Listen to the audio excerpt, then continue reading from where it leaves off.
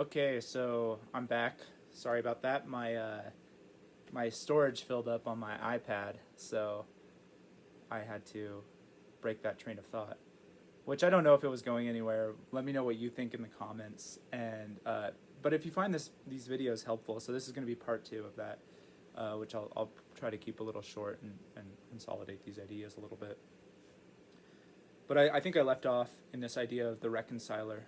And so the reconciler is kind of somebody who comes in between the entity of the church and the entity of the state, and kind of recognizes the need for both, and isn't necessarily a member of the church and isn't necessarily completely obedient to the state, but they this is the way I understand it, but they can kind of bring the two together, not to say that they're merging church and state and that there's going to be a theocracy or that the state's going to take over the church, but they're somebody that God actually appoints to be a voice of reason almost, when you have people in the church who don't necessarily have an understanding of how to fix problems in the state, people in the state who don't understand the church, and to reconcile those two issues. And so God brings a person or a force or an entity or an agency or something in the middle to kind of draw the two things together. And that idea, I wanted to express that idea because I think that there's people nowadays who are very well-meaning, and I actually know a few in my own personal life who don't subscribe to Christianity. They don't embrace faith in Jesus, but they are very thankful to the Christian heritage that we have, and they realize that the Christian worldview and that the Bible offers the highest pinnacle of ancient wisdom, and on it the foundation of the entire world is built, basically where we are today. And they recognize the danger of abandoning any form of faith or biblical principles. They recognize the danger of abandoning that and just moving forward into this new secular age where we have no more need for God. And so they are open to the reality of God and the reality of Christ, but they aren't obedient to Christ because they haven't been born again, right? That's the way I'm going to put it for now. And so they're kind of this adhesive, they're this glue, and they wonder why. The one person that I'm thinking of in my mind, he's wondering why, if Christianity is true and God is real and he is who he says he is, then why are we losing the Western world? And so I don't know where I'm going with that, but that's just something to keep in mind and think about, is this idea that I think Bonhoeffer was correct, is that there's people that they kind of, they don't always do it in the same way, but they do resemble a reconciliatory effect. As the church and the state hate each other more and more, they come to kind of be the peacemakers between the two and reconcile the two. And that, according to Bonhoeffer in his book Ethics, he says it way more elegantly, but these people are actually instituted by God to bring order into the world and to preserve what he brings. But I still stand by the idea that when you abandon God, whether you're doing it as a person or a community or a church or a nation, if you abandon God and you decide to go on your own path, according to Jesus, you're going down the path that leads to destruction. And so it's obvious that it's going to breed chaos. You're going to have a lack of peace. There's going to be confusion. There's going to be darkness because you're stumbling in the darkness. Right back to where we started in the video. See, it's cyclical and linear. Anyways, thanks for bearing with this. And so the question is, can we apply the same principles of what happened in Rome, where you had this moral depravity that was leading to what was evidently the end of the longest lasting empire, I think. Might not be. One of the longest lasting empires ever, probably the most powerful empire ever, that was built on these amazing traditions, and the preservation of Rome actually lasted because of the traditions that it was built on and the wisdom of those people. And then as Rome starts to decay, the Romans see the end of that period of the decay and attribute it to Christianity, because all of a sudden Christianity comes into Rome in the first century, and Rome starts experiencing the loss of its sovereignty, or for lack of a better explanation. I'm just going to say it like that.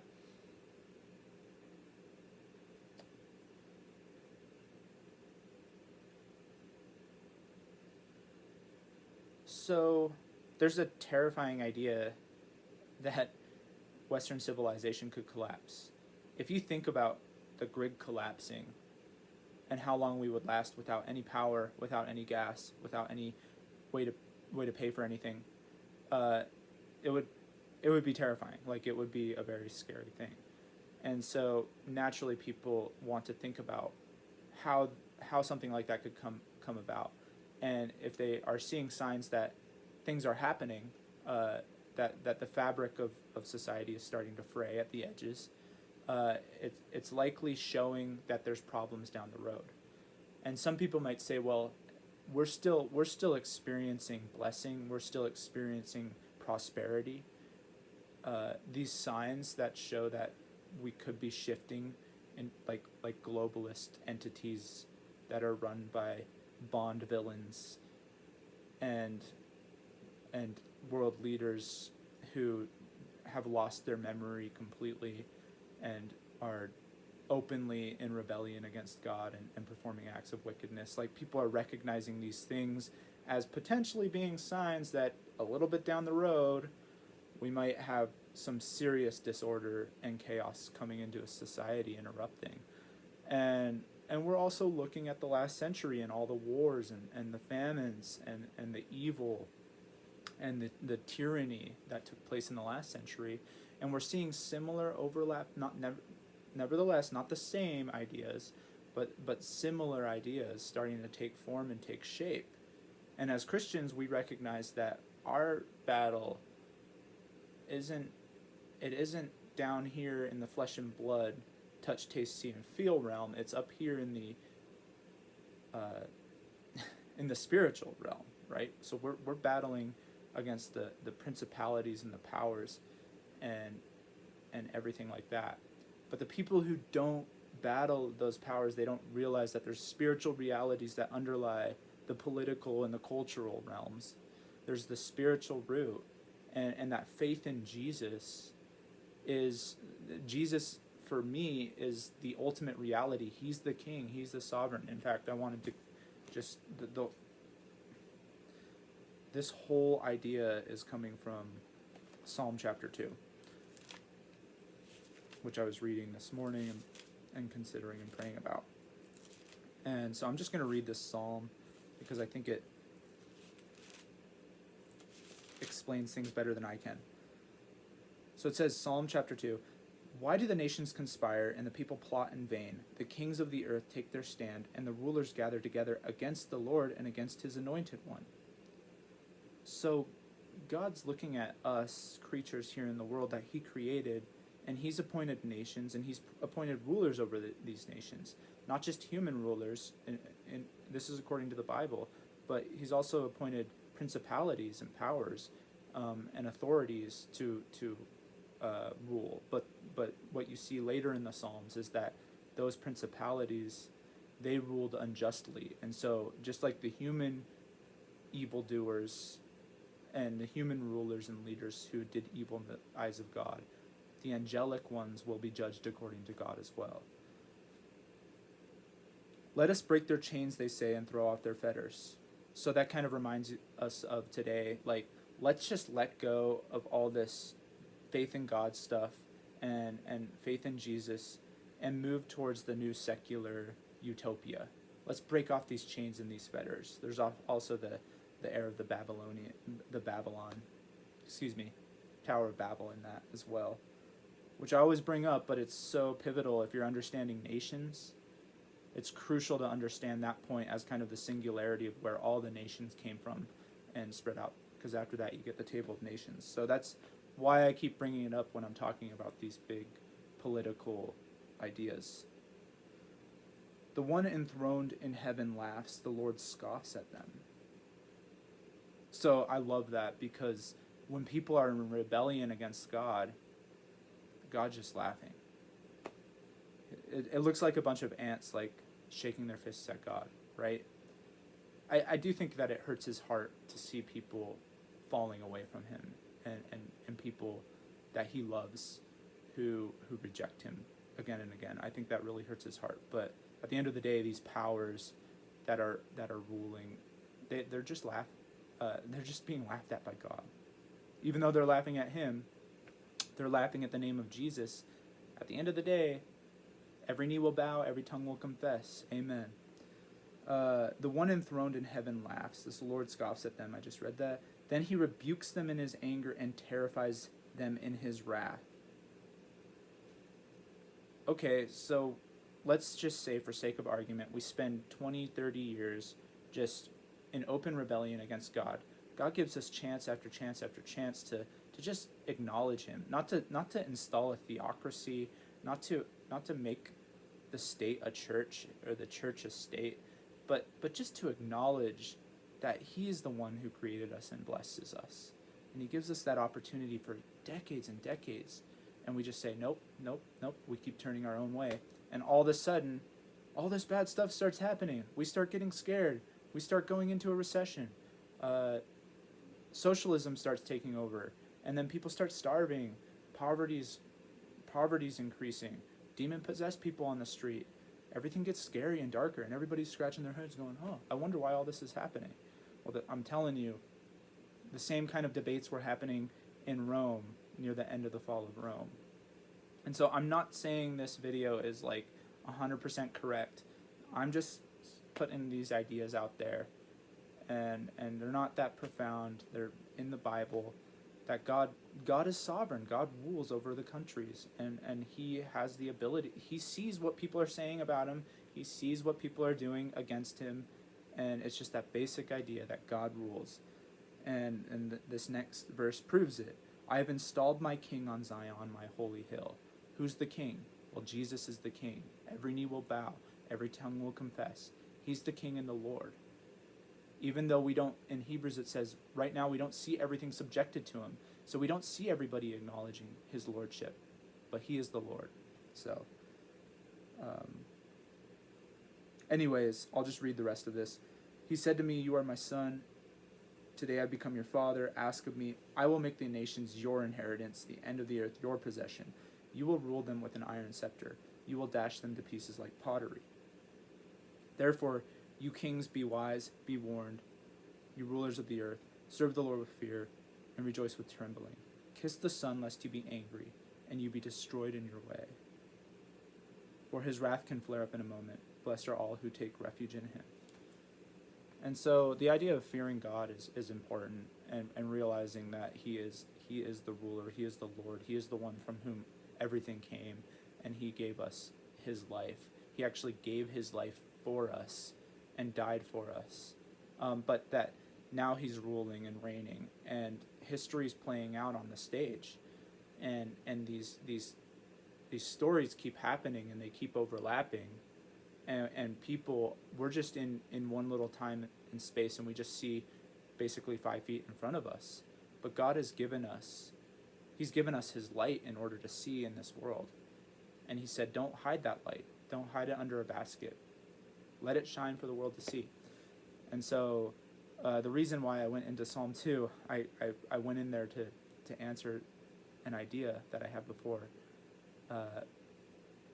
But basically, I think you know what I'm getting at with this. There's this idea that there's a reconciler who can bring things together, and it's kind of like the state's not going to listen to the church, and the church is not going to listen to the state, and so there has to be an intermediary almost, right, who both sides will kind of listen to and agree with a little bit, and that will help kind of taper off the storm. And but at the end of the day, people who are in that role right now, which there are many people who are in that role, basically recognizing the need for civilization to continue, and also recognizing the beauty of Christianity, but not recognizing the reality of Jesus. That those people, my heart, I really have a heart for those people. I want them to know Jesus, the Jordan Petersons of the world. I think Jordan Peterson might be a Christian, but I don't know. But he's kind of like the highest idea of like this almost reconciliatory person, right? Not that I'm saying everything he says is perfect or correct, or that I'm smarter than him. Obviously I'm not, but like there's important things to consider when you're looking at Rome, and the idea that the pagans were blaming the Christians. They saw the Christians as coming in, and then kind of fraying, like up to that point the Romans were just doing their thing, they're worshiping their gods. All of a sudden this guy Jesus comes, claims to have risen from the grave, there's all these followers, and they start changing the world, and then you have Christendom come in, and everything starts decaying after that. And so I think that's might be where the sentiment of blame towards the Christian was happening, and that's where I wanted to go with this video, is that today Christians are also being blamed for everything under the sun. We're blamed for hatred, that we hate this people or that people. We're blamed for being racist. People say that slavery happened because of Christians. Christians were the ones who endorsed slavery. People are saying that Christians are the reason why we can't progress out of this state. We can't overcome the social injustices. And so Christians again are being blamed for things. Now obviously it's going to take an entire couple of hours to describe why I don't think those things are true, but you want to look into each of those individually and remember that the anger against the church happens when the church is being the church, when the church is doing its job. And so and basically the demons that people worship and the gods that people worship, or even if they're worshiping themselves and not acknowledging God in anything, that we reap what we sow. And when we start sowing destruction as a country, and you're not able to see that spiritual reality, that where Christ is king and he is Lord over all, but you can only see the here and now, you start blaming people who don't see things the way you do for the reason why things are collapsing, for lack of a better word. So everything basically becomes a house of cards once you take God away, because God is the one who preserves everything. In him we live and we move and we have our being. And once you take him away, you're taking away everything. So you just take out one card and the whole deck collapses. And that's just the way I see it a little bit. I'm sure I'm a tiny bit off, but let me know what you think in the comments. If this has helped you and you think that this would help somebody who's thinking about these questions, feel free to share it. Also with part 1, because they definitely go together. Share these 2 videos and like, comment, and subscribe. I just want, if my videos are helping people, I want more people to be helped by them. And I know they're not perfect, but I just want to share these ideas with people, because I think God really is moving right now in my heart, and with love for people, both in the church and outside the church, both conservative and progressive, to just reach them with the love of Jesus. And I want to do that through my videos. But these videos are more for the church. This one especially is more for the church. But I never know who's going to watch it, so feel free to share it, or just share it with certain people you know. You get the gist of it. But God bless you, and I will see you in the next installment.